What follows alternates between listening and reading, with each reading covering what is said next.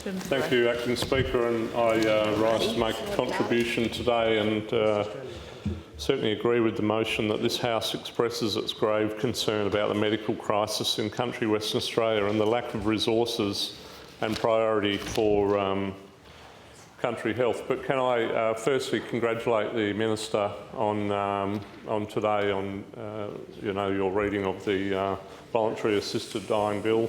I know you have done a lot of work on that, and certainly on my preliminary looking at it, I think it looks pretty well organised, and I know there has been a lot of consultation, so congratulations to you and your government on that. And firstly, Minister, I know that you would be disappointed if I didn't bring up, the health system, the lack of staff at the Katanning Hospital, and a variation of subjects about the electorate of Roe, which I will be reminding you of, as I have done so over the last year or two. But I did hear your words today about being a young activist, and I certainly look forward to more activity in the electorate of Roe. For more youth out of me, that's fine. Well, a youth activist as it was, but I'm sure it'll flow on. And certainly there are some issues that I would like to elaborate on, not just about Katanning, but also about the electorate of Roe. And as our leader said, I think it's important right from the start that we recognise the fantastic work that our health professionals are doing out there in the regions. Our criticism is more about lack of resourcing, the gaps in the system, and I look at the likes of Katanning, Narrogin, Esperance, and we've got some fantastic people out there, doctors, nurses, allied health staff. So I certainly congratulate them on the hard work that they're doing, and I look forward to filling those gaps that are in place. And firstly, I guess my assessment of things is that from 2008-9, the Liberal National Government delivered I call it the much admired Royalties for Regions program. As you know, I was certainly in a position to witness that in my role as chairman of the Great Southern Development Commission. Chair. And as part of each development commission, we put together the regional blueprints, which were very comprehensive documents, and health was actually a big part of each of those documents. And I really congratulated all of those development commissions. Most of them spent a good 18 months to 2 years putting those documents together. And as I said, health was a major part of it. They stretched from the Kimberley right through to the Great Southern and everywhere in between. And I believe the Southern Inland Health Initiative was revolutionary, and the spend of $565 million throughout the regional areas of WA was a great credit to the government and to the cabinet, of which our leader here, the member for Central Wheatbelt, and also the member for Warren Blackwood were part of. And I think it's ironic in a way that the WA Country Health Service was a major part of the design of the Southern Inland Health Initiative program, and I can still remember the likes of Jeff Moffat, Geraldine Ennis, extolling the virtues of the Southern Inland Health Initiative. So I know that the Cabinet actually took to WA Country Health Service the proposition about designing this particular initiative. So it was really designed by the health professionals and the people that were involved in the WA country health system about the country. Now, as I said before, I think it's ironic that in our research that we found there was a very similar motion to what we're bringing today that was brought by, the now Premier and also the now Health Minister. And I just want to draw your attention to a couple of those quotes. One of those from the Honourable Mark McGowan that said, "For people who live in the country and those people who live just outside the metropolitan area, there can be no greater issue than the provision of health care. The lack of that care, of course, can be a life and death issue for people living in communities throughout regional Western Australia." And he went on to say, as we all know, the further away from the city, the more disadvantaged the electorate. So he was well and truly aware of the situation as a member of the opposition. And I think that's why it's important that we recognise the important projects, the important infrastructure projects through Royalties for Regions, the likes of the Albany Hospital, the Karratha Hospital, the Busselton Hospital, Carnarvon Hospital, and of course in my electorate the Katanning, Esperance and Narrogin Hospitals, which were all major infrastructure projects, but also the likes of the Williams Health Centre, which was opened fairly recently by the Honourable Darren West, and I did appreciate the opportunity that Darren gave me to say a few words, because that was a $4 million health centre, but it is so important for that community of Williams. So they are the type of centres that, through the Southern Inland Health Initiative and through Royalties for Regions, came on stream. And just a couple of other quotes from the Honourable Roger Cook, the now Health Minister. People expect when they go into an emergency department, they will be looked after with the best possible medical care that our state can afford. Perhaps it is the system itself that is broken, not the concept that people now have higher expectations of emergency departments. Now that would provide the Minister with resources to reinvent the system, to provide extra GPs and new and innovative ways of delivering health care. So there it is. He says that we've got to stop playing politics with our country health system and stop playing politics with our Royalties for Regions. So, Minister, there it is. That's your quote from 2010, I think it was, and very appropriate, and I'm sure you'll take that on board for some of the challenges that are lying ahead of you. And I guess I would like to take you back to, I remember I think we had a cup of coffee with the Honourable Darren West down in the daily grind in the main street of Katanning around about mid-2016. And he'll go a long way, he'll go a long way. That's it. And he went to the end of the road. Yeah. And as it was in the seat of Wagen, which is now turned into the seat of Roe.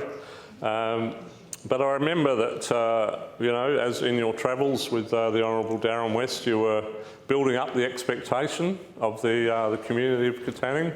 When I become Health Minister, I'll fix the maternity service. I'll fix the emergency department. And of course, the people of Katanning, You're not listening to me that closely, but it's very nice of you to say. I know he does make some big claims. Knowing those two, people like doing karaoke in the car, I would say. But the people of Katanning remember. The people of Katanning remember the Honourable Roger Cook making those promises down the main street of Katanning, and they look forward to him delivering on them in time to come. But certainly some of those issues are still there in the Great Southern, and unfortunately for my electorate, it seems to have been a major focus. And certainly when I look at some of the announcements in the state budget, they do seem to be focusing on the electorates of Collie, Bunbury, Mandurah, Albany, those coastal Labor-orientated seats. So I look forward, Member for Bunbury, to some of that money travelling east into the electorates of the Central Wheatbelt and the electorate of Roe, and through to the electorate of Moore and Warren Blackwood. And certainly in time to come, I think the Minister will see that right. I'm sure he will. Now, Minister, I don't want to speak about the Nationals doing your job for you, but I do want to return to the health forum that we held in Katanning recently. We brought together all of the stakeholders because there's so much concern in the region. We had our leader there, we had the Honourable Martin Aldridge and the Honourable Jackie Boydell, and we brought together a large list of stakeholders, including the Katanning St John Ambulance. We had Rural Health West there. We had the Shire of Katanning, of course, hosting us. We had a couple of doctors from the Southern Regional Medical Group from Albany who are keen to look at starting up a practice in Katanning. We did, of course, have Nick Dupree from St Luke's practice in Katanning. We had Geraldine Ennis from WA Country Health Service, and I must say I do congratulate Geraldine. She's been, well, seconded, I gather, from the Goldfields Esperance region across to the Great Southern, and she is doing a very good proactive job. So, yep, and she's very well regarded in the community. And she gave us also a tour of the Karratha Hospital that morning, along with Robin Miller, and it was great to see that piece of infrastructure that's developed through the Royalties for Regions program. And we also had some community members there and some other Shire members, and it was really a positive, constructive forum. It wasn't about negativity. It was about what can we do to help. What are the positives that can actually come out of this forum that we can take back to the Minister, take back to the WA Country Health Service, and talk about some of those issues that might impact. And I just want to give a couple of details, if I can, from some of the people that were in that forum. The likes of, we had Barb Groves and Chris Conning from St John Ambulance. They did talk about the huge impact that patient transfers are having on our St John Ambulance drivers, and the recent increase in patient transfers from the emergency department in Katanning, whether it be to Narrogin or to Albany, and the impact that is having on their local crews and the numbers and the struggle that they're having to get the continuity. We had Kelly Porter, who was there from Rural Health West, as you know, Minister. Rural Health West involved in recruiting doctors. We've also been in conversation with Tim Shackleton, who's also I know very well from our past history, and Tim and Kelly are doing, or they're working hard, is my understanding, about recruiting doctors. As our leader said, the Great Southern has 15 vacancies, 5 of those are in Katanning and 1 in Kojonup, and that's 12% of the GP vacancies in WA, which are in the Great Southern. And hopefully, at the moment, of those 5 vacancies, 2 international medical students have applied. We've currently got 1 medical graduate at the moment, and 1 international graduate is actually in Perth awaiting the paperwork. Some of the things that Kelly told us about on that day were about the 18-month to 2-year process for international recruitment, which is actually becoming a real frustration, and there's also a high failure rate for those international recruits due to the difficulty of the language exam and also the regulatory hurdles. And as such, our leader, the member for Central Wheatbelt, has written to the Federal Health Minister, Greg Hunt, about, well, 2 things. One, about getting him across to WA to talk to some of our communities, and obviously we'll invite you at the time, Minister, but also about whether he can help out with the visa requirements and the visa difficulties that we're facing. And some of the other... Okay. Lie. I've never seen a more resistant exercise. I said, it's July, and this is Broome. Tasmanian Minister went, oh, that's too far. That's too far. Greg Hunt even organised Parliament to conflict with it after the election. Yeah. Well, keep persevering. Yeah, no, keep persevering. That's right. Yeah, I know, but you reckon you can get them? You can get them. If you can get people in Tasmania past Geelong, you're doing really well. Tassie was quite lovely. Well, I'm sure it's warmer in. Members. I'm sure it's warmer in WA than Canberra anyway, Minister. So what time of year did you have to go to Tasmania? No, it was freezing cold. Yeah, that'd be right. Keep persevering with that one. No, come on, Member for Armidale. we've got a nice hotel with some air conditioning for you to stay in now, member. So, Very flattering. yeah, he's been there.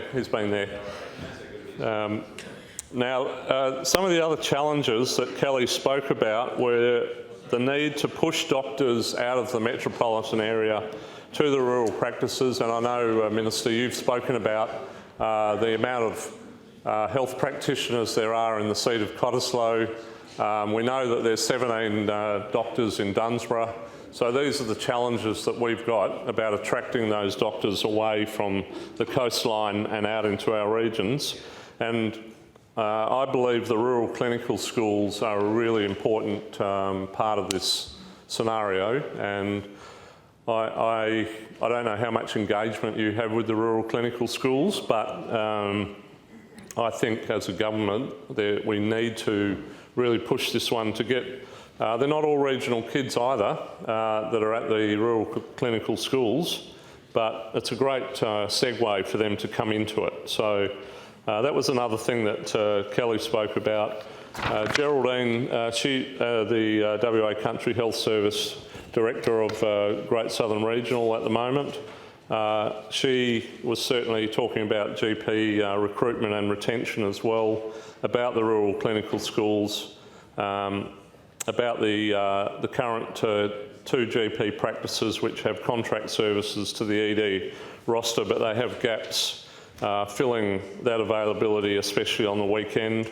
And she spoke about, at the moment, trying to work through a solution on the getting doctors out of Albany and up to Katanning. So that was another one. We also had a review from Nick Dupree, who's currently got the St Luke's practice and the difficulties he's having with the visa situation. And then we had the new practice interest from Dr Chris Swartz and David Mildenhall from the Southern Regional Medical Group, who are looking to hopefully set up a practice in Katanning. Potentially the old Shire building will be converted to the medical centre, and there is obviously a tender process and the usual governance requirements, but there may be an opportunity for them to start up the practice there. So I think that would be a great opportunity.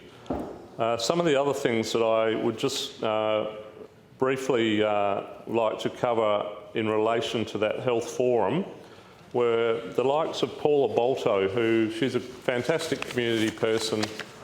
She's been involved with medical issues with Katanning and trying to put a positive spin on it. She does various positive comments on the Katanning Facebook page, and she certainly spoke about the medical, the maternity situation, which we've had that scenario since 2012, where we've lost our maternity service.